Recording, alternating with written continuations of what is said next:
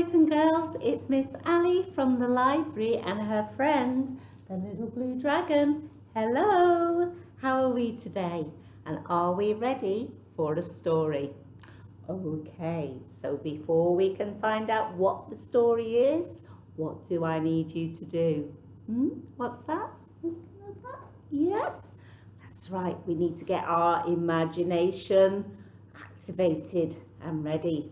So let's start by rubbing our hands together. And can we feel it? Let's focus on our imagination. Is it there? Is it there? And oh, imagine. Imagine, imagine, imagine a story.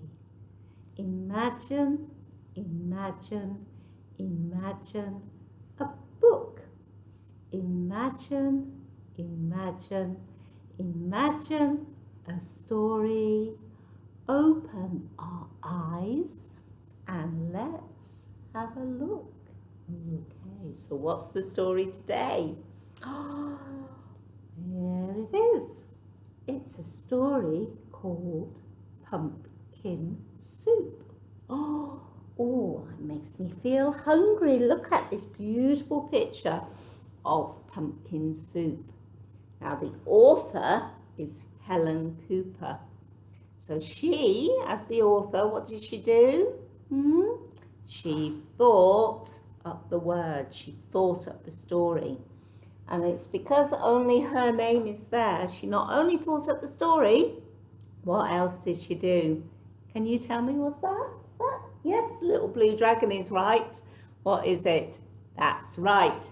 She also drew or painted these beautiful pictures.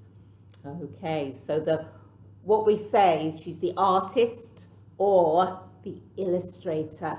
So thank you, Helen Cooper, for thinking up the story, Pumpkin Soup, and also doing the beautiful pictures.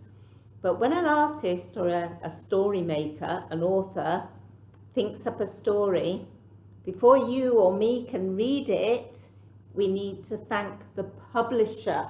Okay, so the publisher is Square Fish. Thank you, Square Fish. And they're the ones who make the author's story into a book like this, which can go on your bookshelf at home, or the bookshelf in the library, or the bookshelves in the shops that they're bought from. Okay, so what shall we see? Before I open the cover, where else could I look on the book for a bit more information? I mean, looking at the picture, what do you think this story is about? What do you think? Well, they're eating soup, aren't they? So I'm guessing the story must be about soup. But let's have a look on the back and read the blurb. And the blurb, what does the blurb do?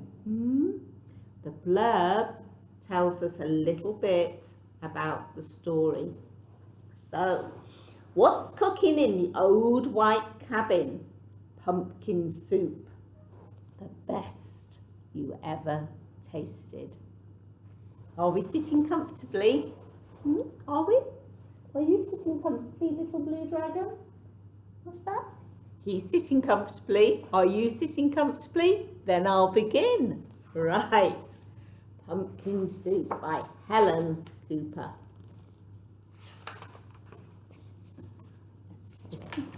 Right. Oh, look at this. Deep in the woods, there's an old white cabin with pumpkins in the garden. There's a good smell of soup, and at night, with luck, you might see a bagpiping cat through the window, and a squirrel with a banjo, and a small duck singing.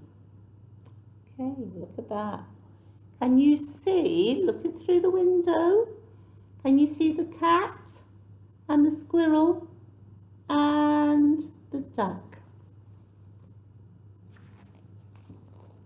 Pumpkin soup, the best you ever tasted, made by the cat who slices up the pumpkin, made by the squirrel who stirs in the water, made by the duck who scoops in a pipkin of salt and tips in just enough. They slurp their soup, they play their song, then pop off to bed in a quilt stitched together by the cat, embroidered by the squirrel, and filled with fine feathers from the duck. And it's peaceful in the old white cabin. Everyone has his own job to do. Everyone is happy. Or so it seems. They work together as a team, don't they? But one morning, the duck woke up early. He tiptoed into the kitchen and smiled at the squirrel's special spoon. "Wouldn't it be fine," he murmured, "if I could be head cook?" He drew up a stool, hopped on top, and reached until his beak just touched the tip of the spoon. Can you see? Look. Ah! Kerplonk! Down it clattered. Then the duck trotted back to the bedroom, held up the spoon and said, "Today it's my turn to stir the soup." I don't think the cat and the squirrel look too impressed, do they? "That's mine," squeaked the squirrel. "Stirring is my job. Give it back." "You're much too small," snapped the cat. "We'll cook the way we've always have." But the duck held on tight until the squirrel tugged with all his might and whoops! The spoon spun through the air and bopped the cat on the head. Then there was trouble, a horrible squabble, a row, a racket, a rumpus in the old white cabin. Oh, look at that. Oh, they don't look very friendly, do they?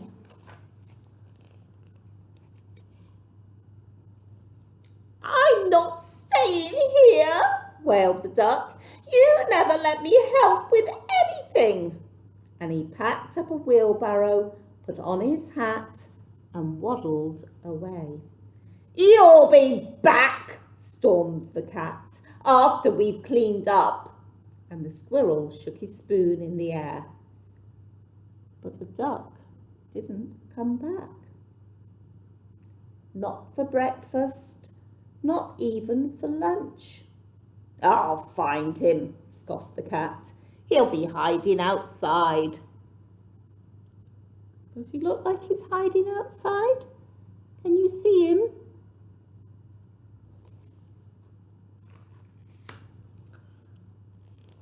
"I bet he's in the pumpkin patch." But the duck was not in the pumpkin patch. They could not find him anywhere. Oh dear. I hope he's all right, don't you? So they waited all that long afternoon. The cat watched the door, the squirrel paced the floor. "That duck'll be sorry when he comes home," they muttered. But the duck didn't come home, not even at soup time. Oh dear, I hope he's all right. Do you think he's all right? Oh, there they are. Oh, they don't look very happy. The soup wasn't tasty. They'd made it too salty. They didn't feel hungry anyway. They both sobbed over supper, and their tears dripped into the soup and made it even saltier. "We should have let him stir the soup," sniffled the squirrel. "He was only trying to help," wept the cat. "Let's go out and look for him." The cat and the squirrel were scared as they wandered down the path into the dark, dark woods. They feared for the duck, all alone, with the trees and the foxes and the wolves and the witches and the bears. But they couldn't find him.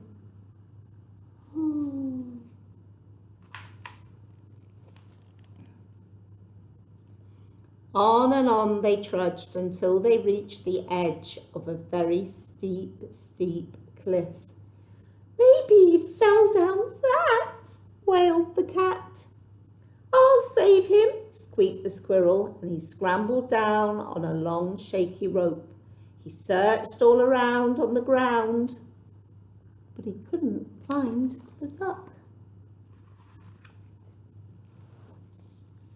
Then the cat whispered in a sad little voice, Duck might have found better friends. He might, sighed the squirrel. Friends who'd let him help. And the more they thought about it as they plodded back, the more they were sure they were right. But when they were almost home, they saw light shining from the old white cabin. It's Duck! They shrieked as they burst through the door. And Duck was so happy to see him.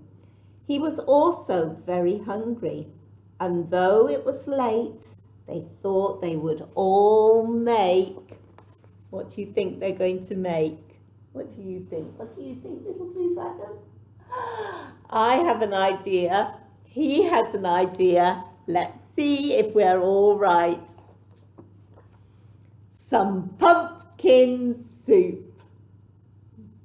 When the duck stirred, the cat and the squirrel didn't say a word. Look at that stirring. Ooh.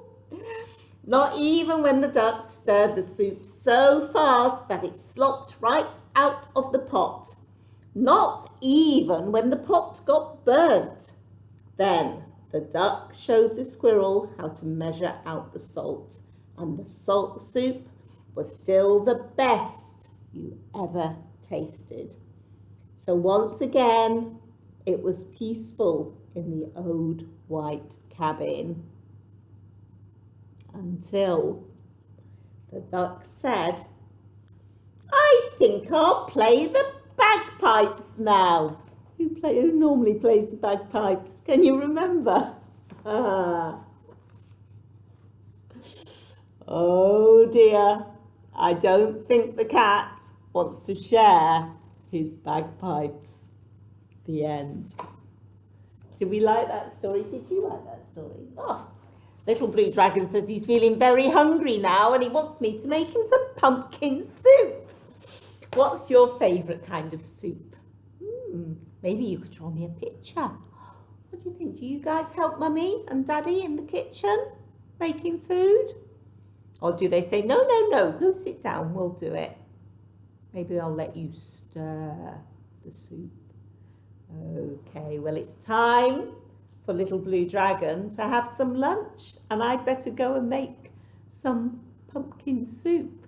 So goodbye from him and goodbye from me. Bye.